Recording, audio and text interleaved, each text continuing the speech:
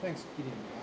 First of all, I'd like to thank ODI for inviting me here today to share with you the G7 Plus perspective on post-2015 development agenda, as well as the financing for development.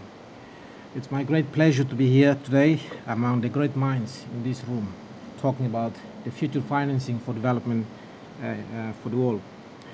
I have prepared a few slides to share with you today, specifically on the work of the G7 Plus regarding the post-2015 development agenda and the financing for development. I assume you know very well the background of the negotiations going on in New York, but my purpose today is to share with you what is the peculiarities and subtleties of the G7 Plus leading the negotiation within the United Nations headquarters.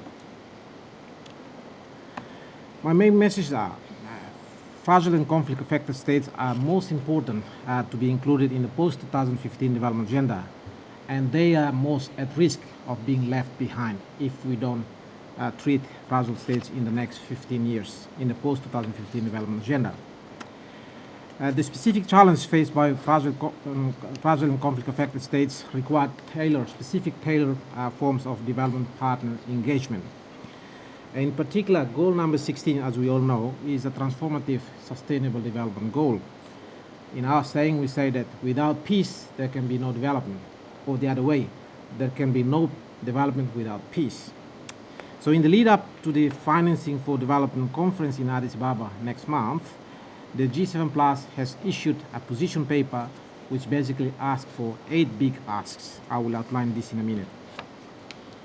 But colleagues, let me share with you this vicious cycle that fragile states are facing.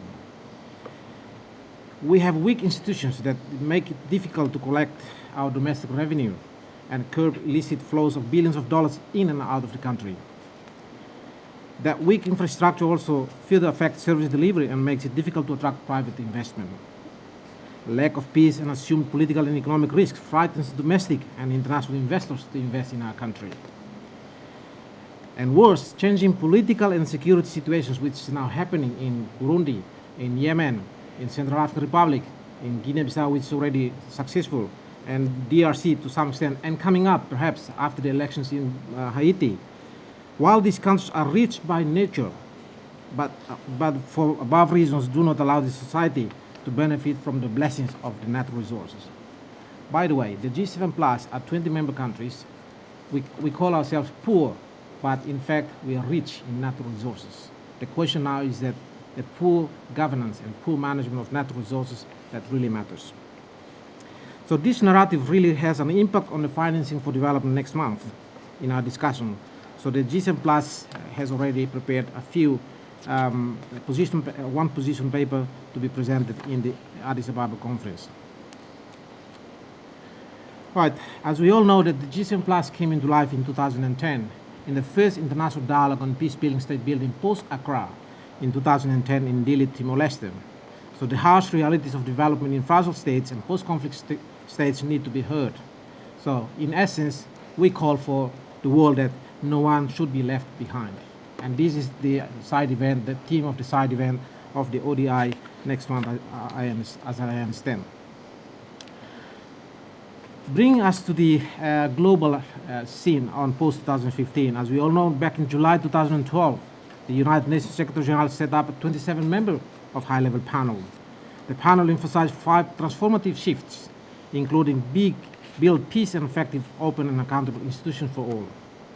2 of the panel's 12 illustrative goals were, one is ensure good governance and effective institutions, and the other one is ensure stable and peaceful societies.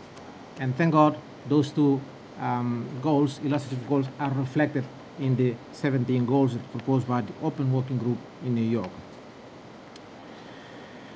As a continuing process of the big international global dialogue, in Dili, Timor-Leste, the government of Timor-Leste in 2013 in February brought together 45 countries ranging from Pacific, Asia, Africa, North Europe and United States.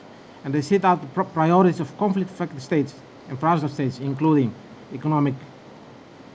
inclusive economic growth, peace and justice, gender equality, combating climate change, and ensuring fair and sustainable returns from our natural resources.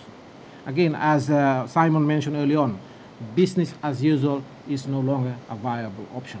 That is a non-negotiable position from the G7 Plus point of view. So fortunately, those issues in the Delhi consensus fed into the high-level panel report on a broader post-2015 consultations. So as we know, during the past 2 years, 2014 and now, this year, 2015, there was the thematic debate on ensuring stable and peaceful societies that was part of a series of 3 high-level events convened by the President of the United Nations General Assembly on the post-2015, with a focus on building the nexus between sustainable development, peace, and stability. And the other one is strengthening national institutions towards achieving sustainable development. And the third one is building global partnership for ensuring stable and peaceful societies. One of the fragile states members, Timor-Leste, including Sierra Leone, they were the key agent in the design and staging of the debate, which focused around the key elements of peace building and state building that we have long advocated. Over 1.5 day event was attended by the UN member states, civil society groups. If there are civil society groups, I'd like to pay my respect to them, and other interested parties, and help generate a broader understanding of the links between the peace and sustainable development and the need for capable and accountable institutions. So, as we know, the debate on whether peace and institutions should fit in the new global goals, there was pros and cons. As you can see, as you can imagine, goal number 16, back a couple of months ago, was the most at risk of being ditched out of the goal of the 17 goals. But now, as I understand, goal 17 is the most at risk, I would imagine, but I hope that that's not the case. In this role, several fragile states, including Timor-Leste, acted as both knowledge broker and intermediary in what is an intense debate on the topic that I mentioned early on. As you can see from Timor-Leste experience where I come from, we drew heavily on our own experience. We told the story of a country born out of a democratic process, but which faced periods of violence and instability between 2006 and 2008. We saw how quickly social and economic development could be stalled or reversed. We also shared with the new United Nations Security Council engagement in December, and we were the first country among the G7 plus countries to say goodbye to the peacekeeping force in December 2012. And in March 2014, Sierra Leone was the second country to say also goodbye to the peace mission in Sierra Leone.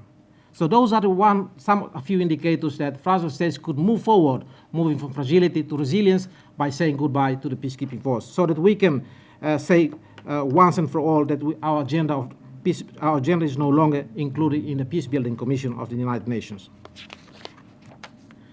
So as we all know, that there are 17 goals proposed by the Open Working Group back in July 2014, and the most important that is very relevant to G7 Plus is the peace goal number 16, peace building peaceful societies and promote effective and accountable institutions. For us, this is a transformative agenda. Ladies and gentlemen, you know why I mentioned this transformative agenda?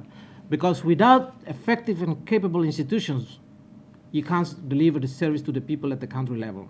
All the other goals that I mentioned here, they all are great ideas, but you need a capable and effective institution to deliver.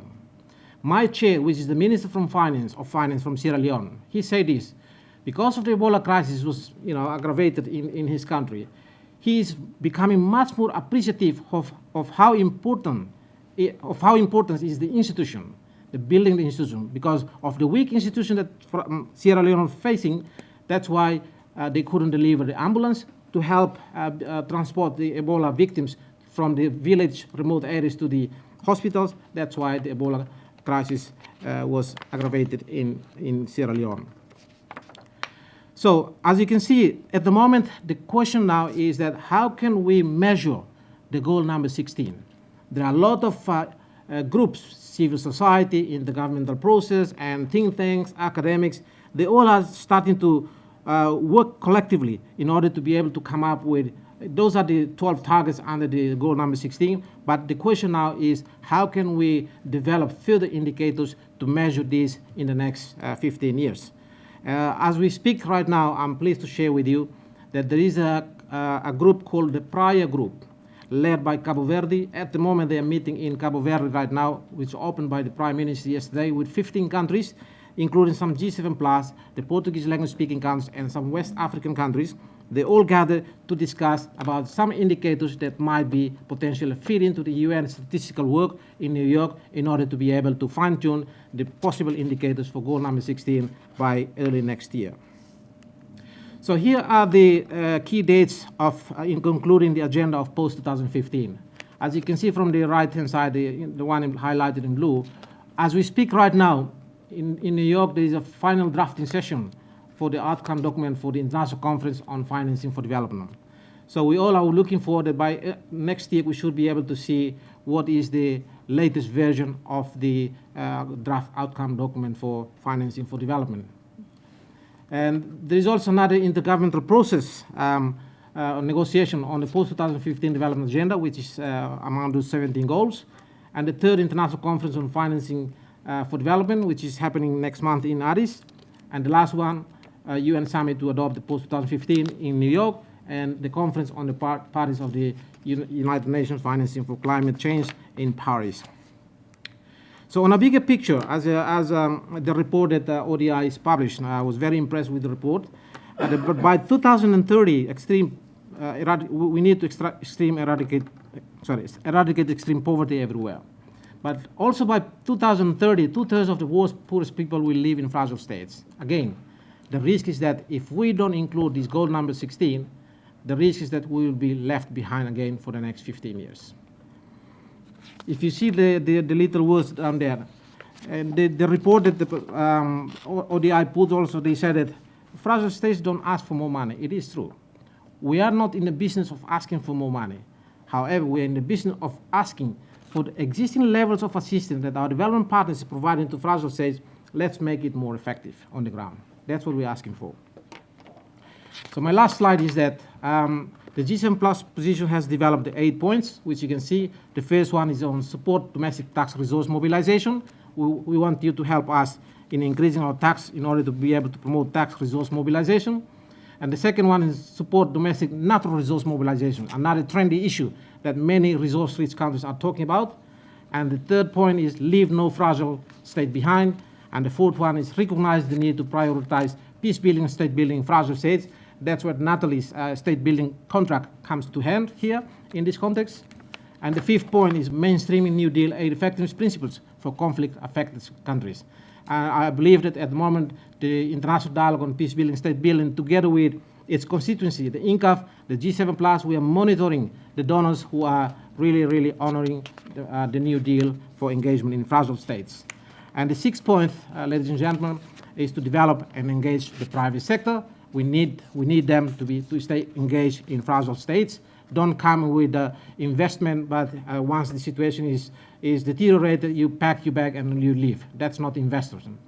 And the seventh point is improve access to climate finance. And the eighth point is do no harm.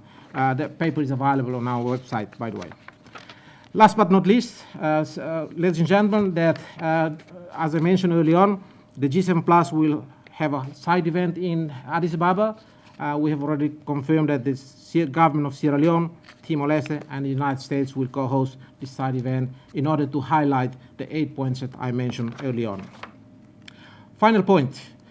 Most likely there will be 3 things that are happening in September in 2015. During the United Nations General Assembly, there will be a declaration of the post-2015 development agenda. So whatever the negotiation will take place from now on until August or September, by then the member states, 200 member states or whatever, will declare that these are the goals for the next 15 years. And also there is another means of implementation which we are now on track in terms of leading to Addis Ababa. And the third one is on monitoring and review. The last point from the G7 Plus perspective is that whatever the goals that will be decided in New York, the G7 Plus will have its ministerial meeting in Kabul in Afghanistan in this November 2015 in order to discuss and operationalize the goal number 16 if that is the goal is secured in the post-2015 development agenda. Without further ado, I thank you for your attention.